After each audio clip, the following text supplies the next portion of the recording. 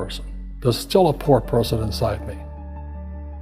There's also a middle-class person, and the middle-class person wants security. They want that steady paycheck. And there's a rich person.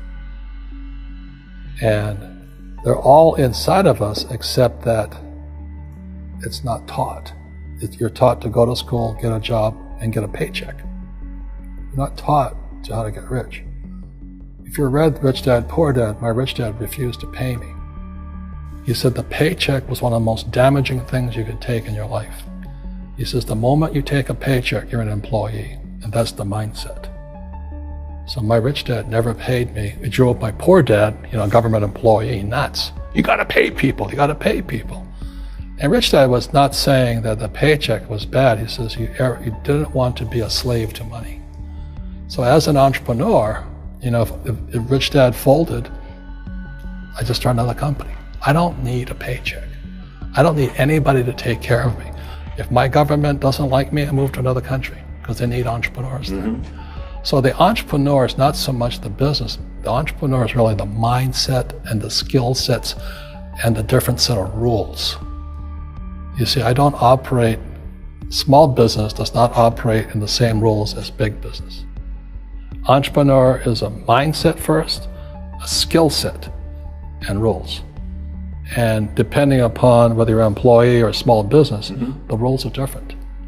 The mindsets are different, the skill sets are different. If you could say one thing to somebody who's never been an entrepreneur and they're thinking about making the leap of faith into becoming an entrepreneur, what could you tell them? Well, I'll just tell them the same thing that happened to me. My last paycheck, I still remember it clearly. It was one of the worst and the best days of my life. And I was in Puerto Rico. I was working for Xerox, and my boss gave me my last, it wasn't a paycheck, it was a bonus check. I think it was about $30,000, taxable. It's the only problem with that. So I got this check and I went, holy mackerel. So I was excited, but I was also disturbed.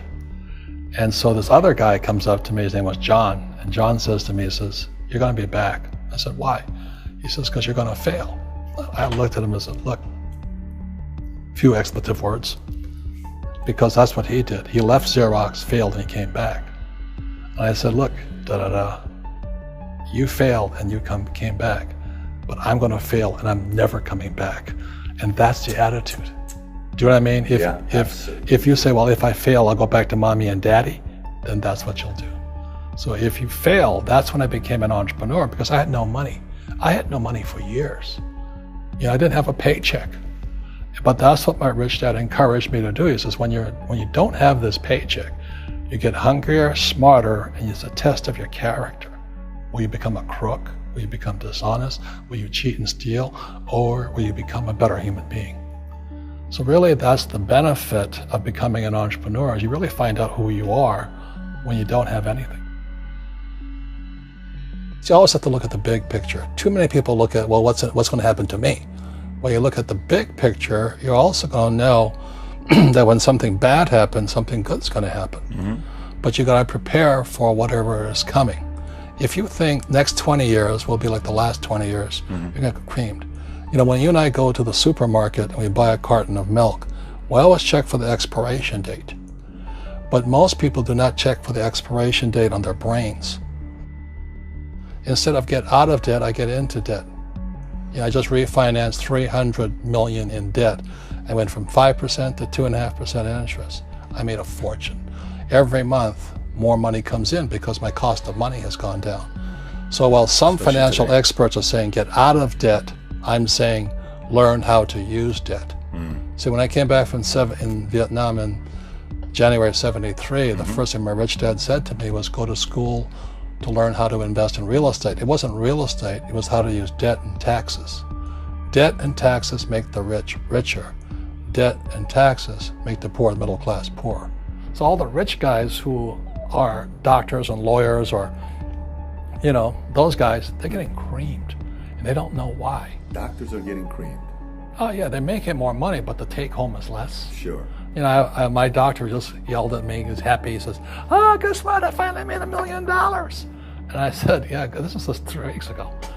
And so I said, yeah, well, how much you pay in tax? He says, $750,000 in taxes. So his net was about $400,000. That's not bad. But when I make $1 million, I keep $1 million. And the reason is because I don't make it by working for money. See, if you work for money, you're taxed. So that's why lesson number 1 in Rich Dad, Poor Dad is the rich don't work for money. What we do instead is we create businesses as entrepreneurs. We acquire real estate. I don't invest in the stock market. Okay? So the reason is because as entrepreneurs, I have more control over my income, how much I make, and how much I pay in taxes. And because I'm an entrepreneur as well as an investor in real estate, I pay 0 tax. So every time I make, let's say, $1 million as an entrepreneur, I immediately invested in real estate and have a 4-to-1 step up. So I put $1 million in real estate, I get $4 million from the bank. That's why I love banks. But the banks are screwing everybody else, terrible, but it's good for me. That's why you say when you print, it's good for you, but when you print, it's bad for people that work for money. Because when you print, savers get creamed and people who work for money get creamed. When they print, debtors get rich. You see, debt and taxes make the rich richer, and debt and taxes make the poor middle class poorer. When we have obsolete ideas, we get obsolete results. So what's happening for most people, the idea of going to school, getting a job, working hard, saving money, getting out of debt, buying your house because it's an asset, and investing for the long term, is obsolete. The world has changed. The world changed in 1971 when President Nixon took us off the gold standard and money became debt. What if we get rid of school? Then what would happen? Would it be better if we had no educational system at all? No, I'm saying education is more important before. It's just obsolete. There's Moore's Law which states information doubles every 18 months. In other words, everything's obsolete 18 months. So, and this is just a recent phenomenon. So when you come out of school, you're already obsolete. And that's why I'm the old guy, I meet my friends who went to Harvard. I went to Harvard. I said, yeah, that was how long, 50 years ago? Today, the banks are charging you interest to save money. In other words, banks don't want your money because they printed too much of it. And that's why there's this bubbles in stocks and bubbles in real estate and all this. People are dumping the cash because, as I said in here, savers are losers and cash is trash. And yet people are, well, I want a high-paying job. Well, that's an obsolete idea. Get out of debt is an obsolete idea. You should learn how to get into debt, how to use debt to get rich, and they'll never teach you about taxes. The reason the 1% is way up here and the 99% are going this way is because when you print money, 2 things happen: inflation and taxes. It's crushing them. And any entrepreneur thinks, I'm just going to make money and I'm going to start a business and make a lot of money because of what we talk about. They really have got to smell the roses, man. That's not what the real entrepreneurs are doing. Most entrepreneurs, there's 28 million small business owners in America. 24 million are what are one-person entrepreneurs. They're called non-employee entrepreneurs. So and that's what happens is when people don't really understand what an entrepreneur does. So most big people are self-employed, but they're not really entrepreneurs.